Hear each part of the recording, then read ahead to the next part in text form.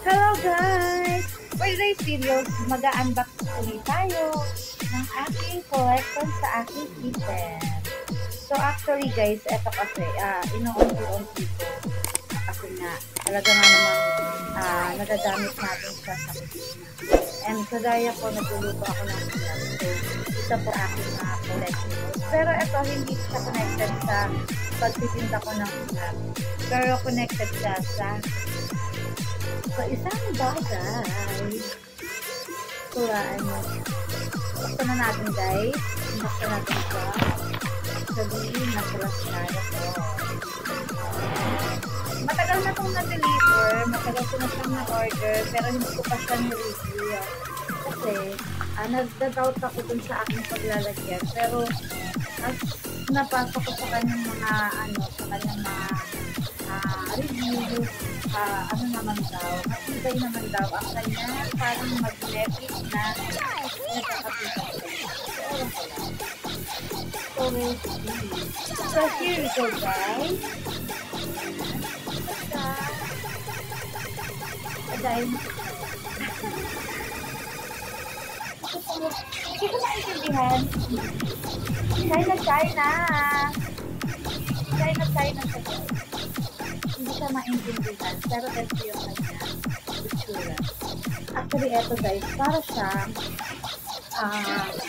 merong ilaw. Para siyang pwede siyang yung mga kutsara at tinidor na Tagalog na kutsara. Pero nasa dulo ng aking dilat, hindi ko lang masabi. At hindi ko yun kasi maintindihan talaga actually ang nakasulat dito. Sa loob ng back at labas ng back. May charger! Alam ko naman talaga may charger. So ito ay napakamipis na ama ko. Kung titingnan nyo guys, ang daliri.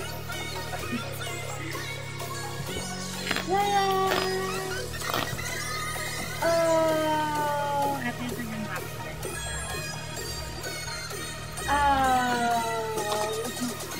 Actually, dapat black yung order ko. Black to. Pero dahil out of stock ang black, so go na tayo sa blue. At meron siyang right. So, paano nga ba ang kanyang right?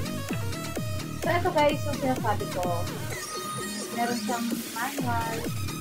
Pero ang manual niya ay hindi mo pa rin maintindihan. China.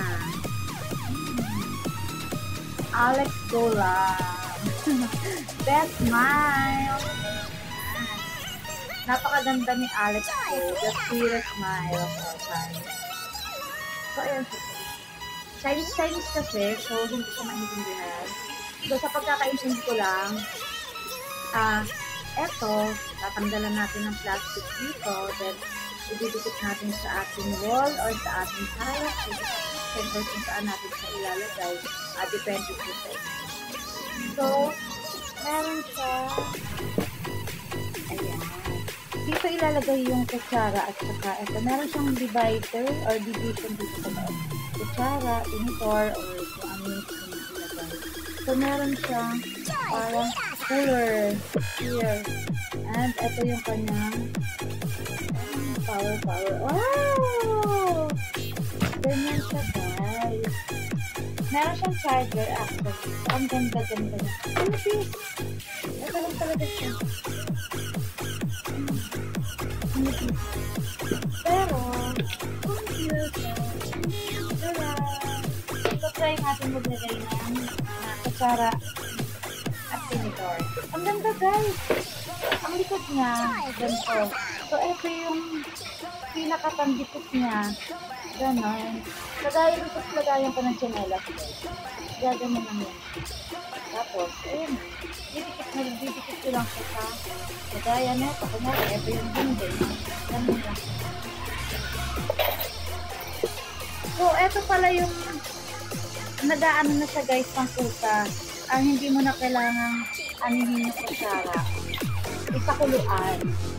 Diba kasi tawag ko? very light. Ayun. Nahuli din. No need to sterilize your utensils or ng kanyang fork and spoon. So, ganyan siya. So, siya maging sterilize. Tara! Ang ganda. Suwabe. I like it. So, yun lang guys. Bakit meron siyang tubo? Ayun.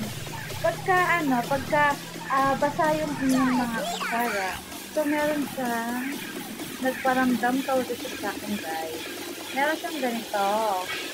Dahil ilalagay yun. Dyan mapupunta yung mga tubig na marang gagawin sa inyong mga kutsara.